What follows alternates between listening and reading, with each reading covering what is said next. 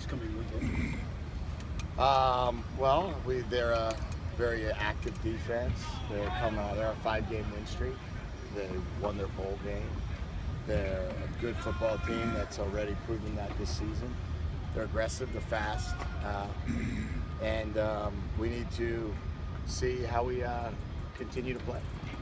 You had 3 receivers top 100 yards, only second time that's happened in UCLA history. How important is that to get that kind of chemistry going with Josh and kind of a core of go-to guys like that? Well, I think that when you can spread the ball around, it's better for your offense and it's harder on their defense.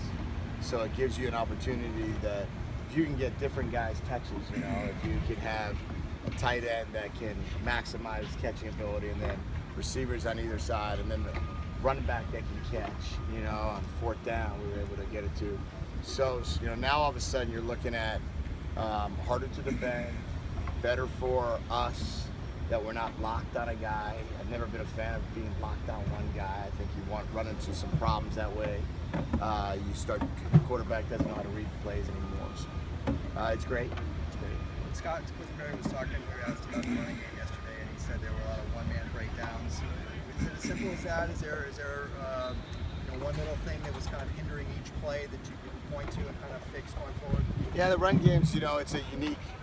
The run game evaluation is the most unique one because you always have to look at the score first. The best way to run the football is in the 4th quarter when you've worn them down. When you run the ball for 25 carries going into the 4th quarter.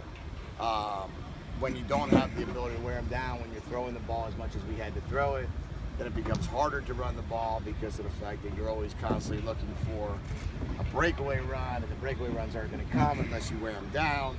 Then, there's always going to be somebody or something or some call that may have a impact on the final run, but on the final part of the run. But we have to run the ball better. Regardless, we have to run the ball more. We have to not put ourselves in positions where we don't convert on 3rd down. And if we did convert on 3rd down, then we would be able to run the ball better. Then we'd be able to really see if we could get that run game going. And then those one-person breakdowns aren't as significant. Coach, there was a play on the last drive of the A&M game where it looked like Colton Miller was split out slightly wide to the right. What was the mindset on that play? Yeah, we lined up wrong. Great. Perfect answer. Just that simple. Was this a mistake? Yeah. No.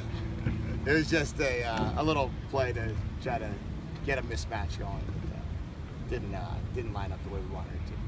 When Josh has a 4th quarter like he did and excels in that tempo, spread it out, let him just chuck it, how difficult as a play caller is it not to let him do that on every play? I just want to do that.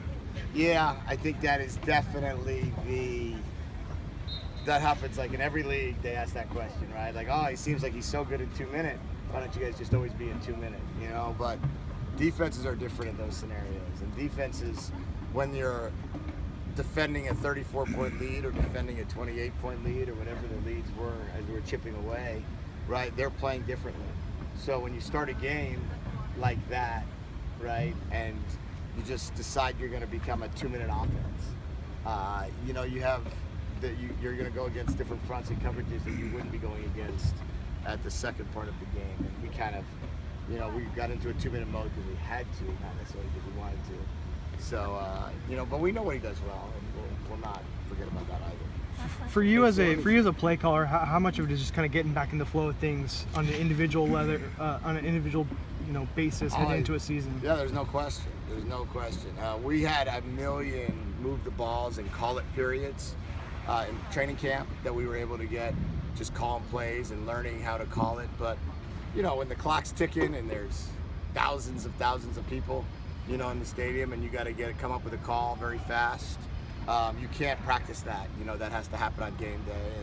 And so that was you got to get into your rhythm and your routine, kind of your feel for the game as well. And never being with these guys and not necessarily knowing, all the parts of how the game was going to work out. There's definitely part of that too. So that was fun to get back into that rhythm a little bit.